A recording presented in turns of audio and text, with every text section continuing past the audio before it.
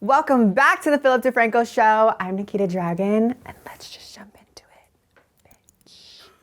I'm charging extra for that one. Honestly, that one was so good. Yet another PDS host I'm having to fire Nikita Dragon. There just weren't enough controversies around her. That said, despite Nikita's firing, if you'd like to listen to our brand new podcast and conversation together on A Conversation With, you can listen to it using the audio platform of your choice, using that anchor link down below, or you can watch it on youtube.com/aconvowith, where I just, before actually uploading this video, uploaded the video there, which, by the way, by the time this video goes up, I think we're about to pass 100,000 subscribers, so thank you. Yeah, been doing these every Wednesday, going to keep doing it. I love it. And this one with Nikita was really interesting because I think no one would expect me to invite her on, but I think that's also exactly why I did it, right? A new day, new people, new conversations, new viewpoints. But with all of that said, buckle up, hit that like button, and let's just jump into it. And the first thing we're going to talk about today is Harvard, a college that of course was made popular by Daniel Cohn, which is a reference maybe 4 of you get. Not speaking to the right crowd on that one, but we are actually talking about Harvard. As you might remember, we've covered it on the show. There's this lawsuit that says that Harvard discriminated against Asian American applicants. And we actually did a deep dive on this back in December. If you want to watch the full details, I'll link to it down below. But to give you a quick summary, this lawsuit was brought in 2014 by a group called Students for Fair Admissions, and it claimed that Harvard was unfairly weighing race when it came to the university's admissions process. By basically saying it had used racial balancing techniques to set a quota for different minorities, with the SFFA then alleging that Asian American applicants were being forced to meet higher standards. And that because they argued that Asian American students were consistently performing better academically than other minority races, but when they looked at the racial breakdowns between Harvard's freshman classes for different years, they claimed that the percentage of admitted students from different racial groups was about the same each year. That being around 20% Asian American, 15% African American, 12% Latino, with the other rough half of students being white. They also accused Harvard of stereotyping Asian students in the university's personal rating system, which includes aspects like the applicant's background and their character. They claimed admissions officers had used stereotypical language describing them as quiet, bland, or not exciting. And so ultimately, they were asking Harvard to stop looking at race in the admissions process. Now, on the other side of this, you had Harvard defending itself, saying that while it took race into account, it was only one of about 200 other factors, some of those including class year, gender, SAT, ACT scores, GPA, also intended career and whether or not your parents went to an Ivy League school. And with all of that said, you had people saying that this could be a landmark case because the SFFA was essentially calling for an end to affirmative action. And so, the reason we're talking about this today is that a judge has now rejected the SFFA's claim, saying the court finds no persuasive documentary evidence of any racial animus or conscious prejudice against Asian Americans. The judge also saying that the university shows commitment to recruiting students who are, quote, exceptional across multiple dimensions, and concluded the court will not dismantle a very fine admissions program that passes constitutional muster solely because it could do better, with Judge Allison Burroughs then saying that the university only ever used race as a plus factor. Right, so essentially saying it only considered race to help students, not hurt them. You also had Burroughs throwing out the claims of stereotyping in the personal rating section, saying she found no evidence that the admissions officers had looked at Asian students differently than other races, adding that students from multiple races had been referred to as quiet, shy, or understated. So all of that now means that Harvard can continue to consider race to build diverse classes. But, of course, while Burroughs did note that Harvard's admission process isn't perfect, perhaps the biggest conclusion that Burroughs reached was that race-neutral alternatives are not sufficient. And in fact, she says that race-conscious admissions are actually needed to ensure diversity at Harvard. She rejected ideas like Harvard admitting every applicant with a perfect GPA, saying that the university would have to expand its freshman class by 400% each year, then reject every student without a perfect GPA regardless of athletic, extracurricular, or other academic achievements or life experiences. She was also skeptical of other ideas like looking at socioeconomic status instead of race, saying she feared such a process really wouldn't be race neutral. But yeah, that's the story. It's done, but of course not done. The SFFA is expected to appeal this ruling, which would send it to the First Court of Appeals, with SFFA President Edward Blum saying that he would appeal this to the Supreme Court if necessary, which I will say is in no way surprising, right? This is kind of the expected path with things like this, right? Because yes, this case was about Asian Americans, but, you know, the entire topic concerns affirmative action overall. It's been a massively divisive topic for decades. But also, actually, to backtrack a moment, we've actually seen Harvard make some changes since the SFFA brought the lawsuit. In the admissions process for this year's freshman class, Harvard directed its admissions officers to, quote, not take an applicant's race or ethnicity into account in making any of the ratings other than the overall rating. It also changed its personal rating criteria, with officers now being asked to consider qualities of character, this including things like courage in the face of seemingly insurmountable obstacles, leadership, maturity, genuineness, selflessness, humility, resiliency, judgment, citizenship,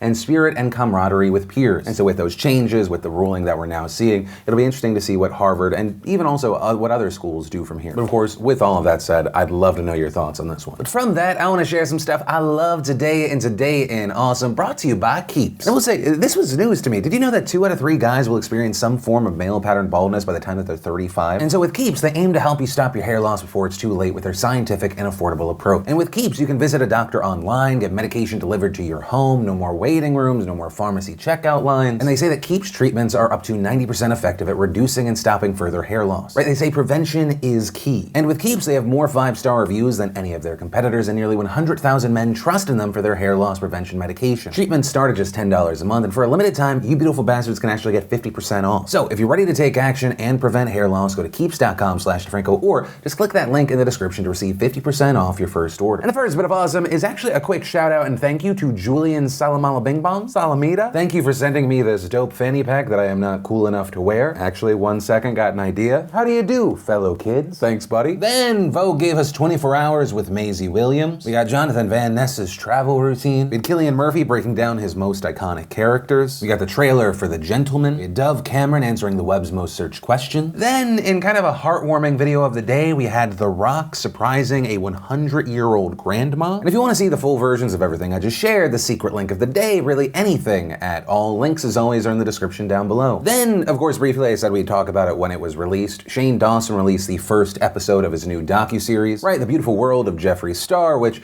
actually both follows Jeffree Star as well as Shane Dawson. There's really not much to say from this episode. It seems like it's kind of an establishment episode. Though there were moments that appeared to kind of tease kind of the same thing that the trailer teased, that there would be some sort of mention of the James Charles scandal. So, you know, usually me, James Charles, Jacqueline Hill, whoever's free. Yeah.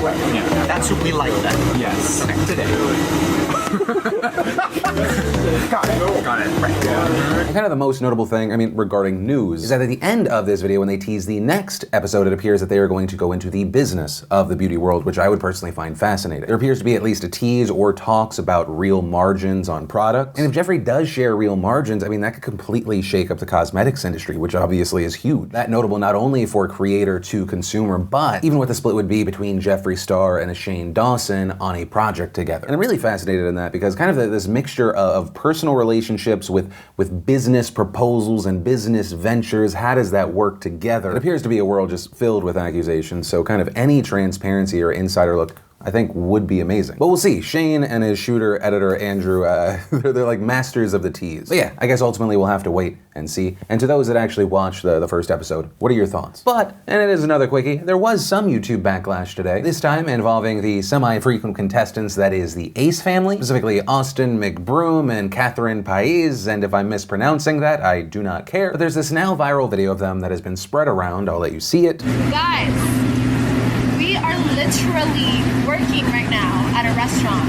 Yes, we are. Austin has been making food for the past hour and I've been taking orders. Do you understand how cool that is? The main tweet of this video that went viral had the caption, LMFAO, I fucking hate millionaires, are you kidding me? People like Michael J. Murphy tweeting, Ace family is the worst, man. Drew Gooden tweeting, imagine being so disconnected from reality that you get this excited about pretending to work in a restaurant for 2 hours. Even a person I consider to be like the nicest person on YouTube, Simply Nailogical, Christine, tweeting, wow, what a challenge. Working a traditional job like 99% of your subscribers or their parents have. And here's what I'll say based off of what I've seen, because they also ended up posting a much longer YouTube video around this. I understand that I'd probably get more views, some love, or you bash on someone that's large. I personally don't think it's that deep. Like, if the criticism is, hey, look at these multi-millionaires who every video that I've ever seen of theirs is kind of like, look at our crazy expensive dope shit, that they're disconnected from the everyday person and their experience.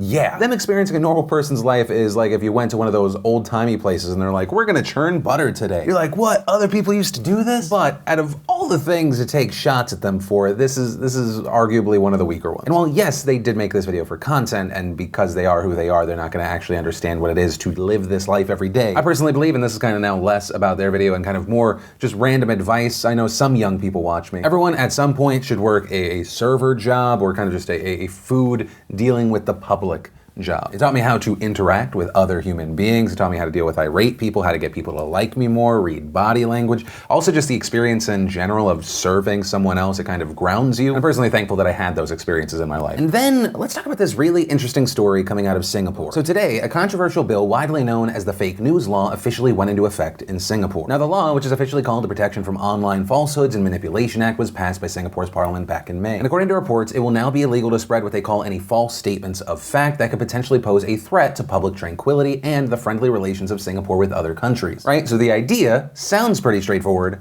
but, and it is a big but, what makes the law extremely controversial is the fact that it gives the sole power to determine what is and is not fake news to government ministers. And the threshold for determining what is fake news is rather low. And according to Channel News Asia, a minister simply needs to decide if something is a falsehood, which is defined as a statement of fact that is false or misleading. Then, if that minister says it is in the public interest to take action against the falsehood, they can order whatever content they decide is fake news to be taken down or have a correction put up next to it. Government ministers can also force tech companies like Facebook and Google to block accounts or websites that they say are spreading false information. And while the government has said that anyone impacted by the law can file an appeal and that appeals process will be quick and cheap, the consequences of being found guilty of posting false information are extremely high. Under the law, companies that are found guilty of spreading fake news can face fines up to 1 million in Singapore dollars, which comes to around 722,000 in US dollars. And for individuals who are found guilty, you can face up to 10 years in prison. With Singapore's Prime Minister saying that the law is necessary to, quote, hold online news sources and platforms accountable if they proliferate deliberate online falsehood. Adding, if we do not protect ourselves, hostile parties will find it a simple matter to turn different groups against one another and cause disorder in our society. But with this, critics of the law have said that this is a clear attempt to stifle free speech and dissent, with many arguing that it gives way too much power and authority to the government without providing oversight for government abuse. And to that point, opponents have pointed to Singapore's mixed record on protecting press freedoms and political dissent. For example, in the 2019 World Press Freedom Index, Reporters Without Borders ranked Singapore 151st out of 180 countries for press freedoms. Right, meaning Singapore was ranked in one of the worst positions for a country that considers itself a democracy. And notably, it placed them below countries that are well known for censoring any kind of political opposition, like Russia and Myanmar. And so the activists, experts, and rights groups who have openly criticized this law worry that it will be used as a political tool for censorship. Speaking to CNN, Human Rights Watch Asia Deputy Director Phil Robertson said that the bill will be used for political purposes, also noting the timing that it's coming right before elections are set to happen in just a few months, and adding, the Singapore government has a long history of calling everything they disagree with as false and misleading. We also had the International Commission of Jurists, a group of judges and lawyers, hitting on this in a statement before the law was passed, arguing that it would create a real risk that the law will be misused to clamp down on opinions or information critical of the government. You even had members of parliament speaking out against the bill, arguing that it was an overextension of government power, with one opposition lawmaker saying, to introduce such a bill is not what the government claims, to defend democracy and public interest. It is more like the actions of a dictatorial government that will resort to any means to hold on to absolute power. You also have others arguing that it will give Singapore too much power over big tech firms that have a large presence in Singapore, in places like Facebook, Twitter, and Google, which all have their Asian headquarters in the city-state. And to that point, Amnesty International's regional director for East and Southeast Asia said in a statement, this law would give Singapore overwhelming leverage over the likes of Facebook and Twitter to remove whatever the government determines is misleading. This is an alarming scenario. While tech firms must take all steps to make digital spaces safe for everyone, this does not provide governments an excuse to interfere with freedom of expression or rule over the newsfeed, which is why it's also not surprising that Google and Facebook have both opposed this law. Although a thing to note here is that one of the most concerning parts of this law to some is that it doesn't appear to just apply to posts made publicly on Facebook or Twitter, but rather it could actually be applied to closed private messaging apps and chat groups like WhatsApp, which is extremely popular in Singapore. Right, so there's concern that not only will the government read citizens' private messages, but they could also potentially jail them for up to 10 years for what they say. But ultimately, that is where we are with this now. And I wanted to share this story because, yes, I know that 99.7% of people watching this video, they're not from Singapore. But I think it's incredibly helpful to look outward, especially at a time where,